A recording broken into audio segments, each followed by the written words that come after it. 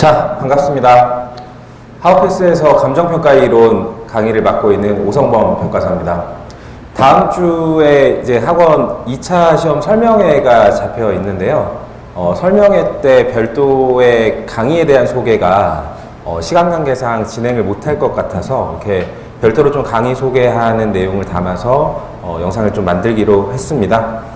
여러분들 이제 1차 시험 보느라 고생들 많이 하셨는데 이제 한 일주일 정도 시간 여유가 있으시잖아요. 그래서 일주일 정도 쉬시면서 뭐 2차 시험에 대한 뭐 전반적인 계획이라든지 뭐 강의 선택이라든지 이런 것들을 좀 진행하셔야 되는데 그런 것들 하실 때 참고가 될 만한 사항으로 해서 좀 내용을 정리해 봤습니다.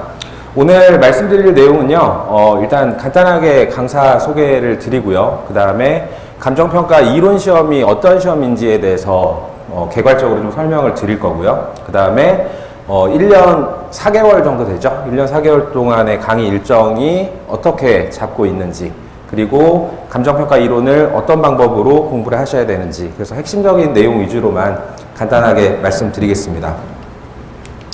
일단 강사 소개입니다.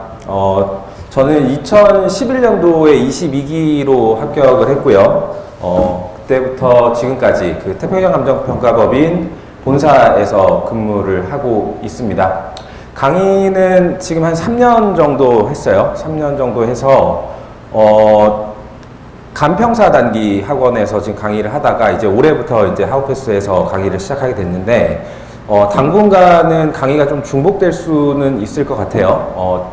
올해 시험장에 들어가는 분들은 그쪽 학원에서 진행을 하고 이제 내년 합격을 목표로 하시는 분들의 첫 스타트는 여기 하우패스에서 강의를 진행하게 되는 거라 아마 올해 7월 정도까지는 약간 강의가 좀 분산이 될 것 같은데 그건 여러분들께 좀 양해를 부탁드리고요. 그래서 올해부터는 하우패스에서 감정평가 이론을 강의하게 됐고 그 외에는 협회에서 진행하는 수습평가사들 이론 연수 강의를 맡고 있습니다. 여러분들 그 합격하셔서 자격을 취득하시면 2개월간의 이론 연수, 그 다음에 1년간의 실무 연수를 받으셔야 평가사로서 등록을 하실 수 있는데 그 이론 연수 때 강의를 맡고 있고요. 그래서 여러분들은 합격하기 전에도 저를 만나실 거고 합격하신 후에도 저를 만나시게 될 겁니다. 교재는 3권 정도 지금 출간이 되어 있습니다.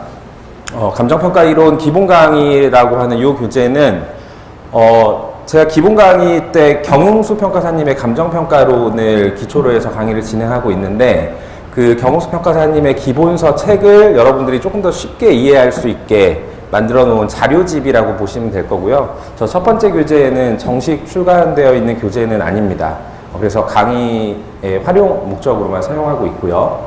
그 다음에 두 번째로 나와 있는 유형별 평가 단권안은 여러분들이 평가사가 되시면 거의 뭐 한 70% 정도는 부동산을 주로 하시겠지만 나머지 30%는 부동산이 아닌 자산에 대한 평가도 진행을 하시게 됩니다. 뭐 동산이라든지 준부동산이라든지 뭐 주식, 채권, 뭐 무형자산 가치 등도 평가하게 되시는데 그 내용이 출제 비중은 그렇게 높지는 않은데 양이 좀 많아요. 그래서 그 내용을 어떻게 하면 좀 컴팩트하게 정리를 할 수 있을까 고민을 하다가 이 교재를 만들었어요. 그래서 부동산 외의 평가에 대한 내용들을 관련 규정이나 실무 기준 그리고 기출문제까지 묶어서 한 권으로 정리하실 수 있게 만들어 놓은 교재고요. 마지막으로는 기출문제집입니다. 기출문제의 중요성은 뭐 어떤 부분도 부인하지 않으실 것 같은데 11회부터 그 전까지는 약간 요즘의 트렌드하고는 좀 거리가 있다라고 생각이 돼서 그 전 문제는 생략을 하고요. 11회부터 28회 그러니까 작년 시험까지의 내용 기출문제에 대한 해설과 예시 답안을 담고 있는 교재입니다. 그래서 강의는 이렇게 3가지 교재를 활용해서 1년 4개월 동안 진행을 하게 될 거고요. 이제 이 교재 외에 경웅수 평가사님의 감정평가론 기본서 그리고 협회에서 발간하고 있는 실무기준 해설서 이런 자료들을 활용할 텐데 교재에 대해서는 뒤에서 다시 한번 정리를 해드리겠습니다. 그리고 마지막으로 연락처입니다. 이메일 주소가 있고요. 여러분들 궁금하신 사항이 있으시면 이메일을 보내주시고요. 이메일 보내주시면 뭐 하루 안에 바로 답장을 드리도록 하겠고요. 그 다음에 두 번째로는 그 카카오톡에 오픈 채팅방을 하나 만들었어요. 그래서 감정평가 이론이나 아니면 제 이름으로 검색을 하시면 검색이 될 거고요. 오픈 채팅방은 왜 만들었냐면 그 수험생분들마다 질문하시는 스타일이 좀 달라요. 그래서 어떤 수단을 좀 편하게 생각하시는지가 좀 차이가 있어서 좀 간편하게 좀 활용할 수 있는 그런 수단으로 해서 오픈 채팅방을 만들었습니다. 실명제로 운영하고 있기 때문에 실명으로 가입하셔서 필요하신 내용, 바로 즉답을 받아야 되는 내용들은 오픈 채팅방을 활용하시면 되겠고요. 마지막은 뭐 블로그는 참고하시면 될 것 같습니다. 이제 과목 소개를 한번 들어가 볼게요. 감정평가 이론이 어떤 과목인지. 총 3과목 중에 한 과목이죠. 한 과목이고, 출제 범위하고 비중을 좀 보시죠. 여러분들 약간 좀 낯설 용어로 느껴지실 수 있는데, 총론하고 강론으로 이렇게 구분을 하고 있습니다. 총론은 부동산의 개념, 그 다음에 시장론, 가격론, 감정평가의 기초, 이렇게 4가지 파트로 구성이 되어 있고요. 강론은 감정평가 3방식, 그 다음에 아까 말씀드렸던 유형별 평가, 그 다음에 감정평가 응용이론, 이렇게 구성이 되어 있습니다. 출제 비중은 11회부터 28회까지 문제를 다 분석을 해보면 총론 파트가 약 60% 정도를 차지하고 있고요. 강론이 40%를 차지하고 있습니다. 물론 이 비중이 절대적인 비중은 아니에요. 시험에 따라서 뭐 강론이 더 많이 출제가 되는 해도 있긴 한데 통계적으로는 전통적으로는 일반적으로는 이렇게 출제가 되고 있다는 겁니다. 총론 파트는 말 그대로 그렇죠. 부동산이 어떻게 시장을 구성하고 있고 부동산의 가격은 어떻게 결정되기 때문에 감정평가라는 것이 필요한 것인가까지를 정리하는 이론적인 과정이고요. 감정평가의 필요성까지 인지를 했다면 그 감정평가를 실제로 어떻게 적용할 것인지는 이 감정평가 3방식과 유형별 평가에서 다룬다고 보시면 됩니다. 자, 감정평가 응용이론은 부동산 개발, 부동산 투자, 그 다음에 부동산 금융 이렇게 3파트가 제일 중요하다고 보시면 돼요. 여러분들 그 1차 시험 부동산학 원론을 공부를 하셨잖아요. 그러면 원론을 보면 뭐 교재마다 약간의 차이가 있긴 한데 대부분은 부동산의 물리적 기초, 수학적 기초, 법적 기초를 다룬 다음에 부동산의 해당 파트들을 쭉 나열을 해서 공부를 하는 게 일반적입니다. 그래서 의사결정 파트라고 해서 개발, 투자, 금융이 들어가고요. 의사결정 지원 파트라고 해서 감정평가를 포함한 뭐 중개, 마케팅, 뭐 권리 분석 이런 내용들이 들어가 있는데 이건 반대로 보는 거죠. 저희는 감정평가 학을 공부하는 거니까 감정평가 학의 입장에서 봤을 때는 마지막 파트로 개발, 투자, 금융이 들어가 있는 거죠. 그래서 부동산학 원론의 체계와는 뒤집어져 있는 그렇게 과목이 구성되어 있다고 보시면 될 것 같습니다. 총론 파트는 여러분들이 이해하는 것이 더 중요하다고 보시면 되고요. 강론 파트도 물론 이해가 기본이 되어야 하겠지만 강론 파트는 이해에다가 암기까지 좀 같이 도와줘야 되는 파트라고 보시면 될 것 같습니다. 그래서 총론과 강론으로 시험이 구성이 되어 있다. 이렇게 말씀드릴 수 있을 것 같고요. 출제 유형은 논술형입니다. 논술형 시험이기 때문에 많은 수험생들이 시행착오를 겪기도 하고 어려움을 느끼기도 하는데 논술형으로 4문제에서 많으면 뭐 5문항 정도로 출제가 되고 있고요. 점수는 100점, 그 다음 시험 시간은 100분 이렇게 구성이 되어 있습니다. 논술형이기 때문에 문제는 뭐 무엇을 설명하라 혹은 뭐 무엇을 논하라 이런 식으로 출제가 되고 있어요. 문제를 한번 보실까요? 잘 보이실지 모르겠는데 이게 28회 시험이에요. 28회 시험이고 사례가 주어지고요.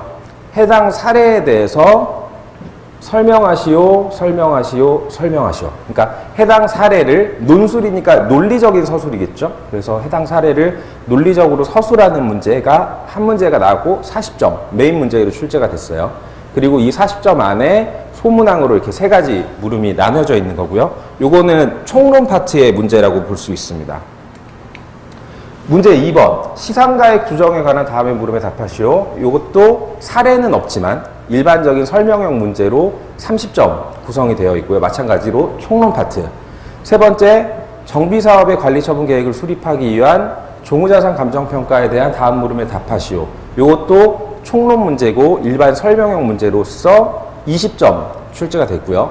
마지막에 4번 문제가 영업권과 상가권리금을 비교 설명하시오라고 해서 강론 파트 10점 출제가 된 겁니다. 설명하시오, 설명하시오, 설명하시오죠. 그래서 28회 문제를 보면 지금 90점가량의 총론에서 출제가 된 거고요. 강론에서 10점이 출제가 된 이런 유형입니다. 아까 제가 60대 40이라고 말씀드렸던 건 전체적으로 봤을 때 그런 비중을 유지하고 있다는 거고 매번 시험에 따라서 좀 달라질 수 있다는 거 여러분들 참고해 주시기 바랍니다. 자, 그리고 시험을 출제하는 사람이 누군지를 아시는 게 중요해요. 출제하시는 분은 박사급이라고 일단 보시면 됩니다. 박사급 중에 교수님이 출제를 하실 수도 있고요. 아니면 학위를 가지고 있는 평가사가 출제를 할 수도 있다. 이렇게 내용을 알고 계시고요. 이 출제자가 중요한 이유는 출제자가 어떤 사람인지에 따라서 저희가 시험을 대비하는 포커스가 좀 달라질 수 있기 때문에 그래요. 그래서 출제자는 이렇게 일단 정리를 하고 계시고요. 자, 마지막으로 감정평가 이론이라는 과목의 의의를 좀 보면 감정평가 이론은 기본적으로 감정평가 실무의 이론적 기초를 제공합니다. 실무와 이론과 법규 세 과목을 놓고 본다면 가장 범위가 넓고 가장 하위층을 구성하는 게 이론이 되겠죠. 그 이론에서 구체화되고 범위가 줄어들면 실무가 되고요. 그 실무에서 좀 더 범위가 줄어들면 법규가 되는 거라고 보시면 돼요. 그래서 이론은 가장 범위가 넓은 과목이자 실무와 법규의 이론적 기초를 제공한다. 이건 시험에서도 마찬가지고요. 저희가 현업에서 감정평가업을 수행하는 데 있어서도 마찬가지입니다. 두 번째로요. 학문적 글쓰기의 기초가 된다. 법규도 논술형으로 여러분들 시험을 보실 거고 이론도 논술형으로 시험을 보실 텐데 법규의 경우에는 여러분들이 논술문을 작성하는 기본 목차가 정해져 있어요. 그런데 이론은 그 목차가 정해져 있지 않기 때문에 여러분들이 목차를 직접 구성을 하셔서 논술문을 작성을 하셔야 되는데 이 학술적 글쓰기, 그 다음에 시험용 글쓰기에서 보면 저희가 학사 논문이 있고 석사 논문이 있고 박사 논문이 있잖아요. 그러면 여러분들 중에 학사나 석사 학위를 가지고 계신 분도 있을 거고 논문을 실제로 작성을 해보신 분들도 있을 텐데 논문이라는 글쓰기는 특정 프레임과 써야 하는 방법이 정해져 있고 그 유형대로 작성을 해야 되는 글쓰기거든요. 그래서 저희 시험도 마찬가지로 답안을 작성하는 데 있어서 창의적으로 작성하는 게 아니라 기본적인 답안 작성의 프레임을 가지고 있다. 그래서 그것에 맞게 답안을 작성해야 되는 시험이라는 거고요. 세 번째는 이제 여러분들이 합격을 하셔서 현업에 들어오셨을 때 감정평가서를 실제 작성하는 그 작성의 기초가 된다. 저희는 감정평가서라는 페이퍼로 일을 하는 사람들이잖아요. 그래서 페이퍼를 작성하는 능력, 페이퍼를 논리적으로 구성하는 능력이 현업평가사에게 반드시 필요한 역량입니다. 그렇기 때문에 아주 루틴하거나 일상적인 자산을 평가할 때는 모르겠지만 좀 더 이슈가 있거나 좀 더 특색 있는 자산이거나 특수한 자산을 평가할 때는 반드시 그 감정평가서의 논리적 구성에 여러분들의 능력이 필요하게 되고요. 그런 것에 기초를 제공해 주게 될 겁니다. 그래서 이 감정평가 이론이라는 시험이 단순히 시험 합격을 위해서도 중요한 과목이긴 하지만 현업에서의 활용도도 굉장히 높다라는 것을 말씀드리고요. 그렇기 때문에 제가 이론을 강의하는 거겠죠. 네. 여기에는 내용이 빠져있는데 한 가지만 더 말씀드리면 합격률을 보면 감정평가 이론 시험은 실무나 법규에 비해서 꽈락률이 그렇게 높지는 않습니다. 그럼 반대로 이걸 여러분들이 이해하시면 감정평가 이론은 실무랑 법규처럼 면과락을 하겠다 이런 생각보다는 고득점을 하겠다는 전략으로 공부를 하셔야 되는 시험이기 때문에 세 과목의 밸런스를 잘 유지하시기 바랍니다. 이제 연간 강의 일정에 대해서 말씀드릴게요. 여기 3월부터요. 3월부터 내년 4월에 시작하니까 강의가 끝나면 한 5월, 6월 정도 되겠죠? 이렇게 쭉 3월부터 1년 약 4개월 동안의 강의 스케줄이고요. 이쪽에는 아까 말씀드렸던 시험의 범위가 있습니다. 총론이라고 해서 4파트, 강론 3파트. 그래서 각 시기별로 이 전체 시험 범위를 어떻게 공부할 거냐인데 지금 강의 구성이 이렇게 되어 있어요. 기초입문 8회, 이론과정 16회, 그 다음에 문제풀이 8회, 12회, 8회, 그리고 제가 이걸 끼워 넣었습니다. 논술 기초라는 강의를 끼워 넣었어요. 8회짜리 강의를. 이렇게 진행을 할 텐데, 기초 입문 때는 부동산의 개념부터 가격론까지를 이론적으로 내용을 전달해 드리는 강의고요. 이론 과정 1은 감정평가의 기초부터 3방식까지, 2는 유형별 평가부터 응용이론까지를 내용적으로 전달해 드리는 강의입니다. 요게 끝나면 뭐 7월 정도 된다라고 나와 있잖아요. 그러면 이때는 사실 여러분들이 마음 편하게 그냥 강의를 들으시면 됩니다. 내용에 대한 전달이기 때문에 강의 충실하게 들으시고 그 내용 잘 정리하시고 복습하시고 이렇게 컨셉으로 가시면 되고요. 이제 진짜 고민이 시작되는 건 이제 내년 8월 달이죠. 이제 공부한 내용을 저희는 논술문의 형태로 제출을 해야 되기 때문에 배운 내용을 논술문으로 전환하는 훈련을 해 주셔야 되는 거죠. 그래서 그 전환하는 기초 훈련 프로그램으로 논술 기초, 요거는 이제 저만 진행하고 있는 강의인데 요 강의를 진행하고요. 그리고 이제 10월이 되면 기출문제를 풀이를 할 거예요. 기출문제는 똑같이 다시 출제가 되지는 않지만 기출문제에서 응용이 돼서 출제가 되거나 변형이 돼서 출제가 될 수 있기 때문에 기출문제는 반드시 다 정리를 하셔야 됩니다. 그래서 기출문제를 문제풀이 1에서는 총론 파트 기출문제를 다 정리를 할 거고요. 그 다음에 문제풀이 2에서는 강론 파트 기출문제 정리를 할 겁니다. 그렇게 하면 이제 4월이 되죠. 시험이 한 3, 4개월 정도 남은 상황. 그러면 그 3, 4개월 정도 남은 상황에서는 전체 내용을 리뷰하면서 이제 시험에 출제될 수 있는 미기출 논점이나 아니면 예상 논점들을 가지고 마지막 시험을 정리하고 준비하는 과정으로 이렇게 스케줄은 잡고 있습니다. 자, 학습 방법에 대해서 말씀을 드릴게요. 이 학습 방법이라는 건 제 강의에 대한 내용이 아니라 그냥 일반적인 감정평가 이론의 학습 방법에 대한 내용이에요. 자, 교재는 크게 3가지가 있다고 보시면 됩니다. 기본서가 있고요. 그 다음에 협회에서 발간하고 있는 감정평가 실무 기준이 있고요. 세 번째로 기출문제에 대한 연습을 하셔야 되니까 기출문제집이 있는데, 기본서의 경우에는 저는 경웅수 평가사님의 감정평가론, 그 다음에 서광채 평가사님의 부동산학 개론 이렇게 2권을 활용하고 있어요. 그런데 저 책이 아니어도 무방합니다. 여러분들이 기본서를 가지고 공부를 하신다면 이 교재가 아니어도 상관없는데, 제 강의인 경우에는 저는 이 교재를 선택해서 하고 있다는 거고요. 감정평가론은 반드시 있으셔야 되는 책이고, 그 다음에 부동산학 개론은 여러분들이 가지고 계신 부동산학 원론책을 사용하셔도 무방합니다. 그래서 반드시 이 교재를 택하실 필요는 없다. 그런데 제가 원론 교재들을 이것저것 많이 보니까 이 서광채 평가사님 정리하신 부동산학 개론이 내용 정리가 꽤 충실하게 잘 되어 있습니다. 그래서 저는 저 교재를 사용하고 있고요. 실무 기준은 뭐 공통적으로 사용하는 거니까 요거는 협회에서 발간한 거라서 여러분들은 이제 뭐 신림동에 있는 복사집이나 이런 데서 준비를 하시면 될 거고요. 다음으로 기출문제집인데, 기출문제집은 현재 지금 출간되어 있는 건 이렇게 두 가지가 있어요. 뭐 이거 말고도 더 있긴 있는데 출간이 된 지 좀 오래됐다거나 이런 것들 빼고 가장 최근에 출간이 돼서 뭐 계속 개정이 되고 그 출간을 하신 분들이 강의를 계속 하고 있는 케이스로 이렇게 2권이 있습니다. 그래서 진도별로 푸는, 그러니까 저는 기출문제를 진도별로 재정리를 해가지고 문제집을 낸 거라서 이렇게 제목이 잡혀 있고요. 그 다음에 지호평가사님이 내신 감정평가 이론 기출문제집 이렇게 2권이 있기 때문에 여러분들이 원하시는 교재를 선택하셔서 보시면 됩니다. 자, 이게 메인 교재고요. 나머지는 이제 참고서인데, 소위 여러분들 서브라는 얘기 많이 들어보셨을 거예요.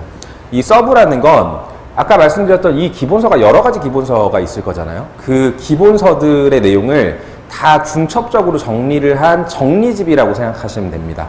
그런데 이거를 정리하는 과정에서 이 정리를 하는 당사자의 어떤 주관이나 어떤 해석이 어느 정도는 들어갈 수 있겠죠. 그래서 약간의 차별점이 있는 건데, 이 서브가 지금 시중에 나와 있는 건 이렇게 4권이 나와 있고요. 이 4권을 배열하는 순서는 네이버에서 판매량 순으로 제가 정리를 했어요. 그래서 지호평가사님의 서브, 이충길 평가사님의 서브, 윤철신 평가사님의 서브, 어정민 평가사님의 서브 이렇게 4권이 있습니다. 그래서 서브는 여러분들이 여러 가지 기본서를 볼 수 없기 때문에 한 가지 기본서를 선택하시되 그 기본서 외에 다른 기본서에 있는 내용들도 좀 확인하고 싶다라고 하실 때 선택하셔서 보시면 되는 참고서라고 생각하시면 되고요. 그 다음으로 논문입니다. 논문은 여러분들이 직접적으로 구해서 보셔야 되는 건 아니에요. 그리고 그렇게 하실 수도 없습니다. 그런데 논문을 공부는 해야 돼요. 왜냐하면 저희 시험 문제를 출제하시는 분이 아까 말씀드렸죠. 박사급 학위를 가지고 있는 출제자가 출제를 하게 되는데 그분들이 가장 감정평가학에 대해서 트렌드를 잡고 있는 데가 바로 이 학회들입니다.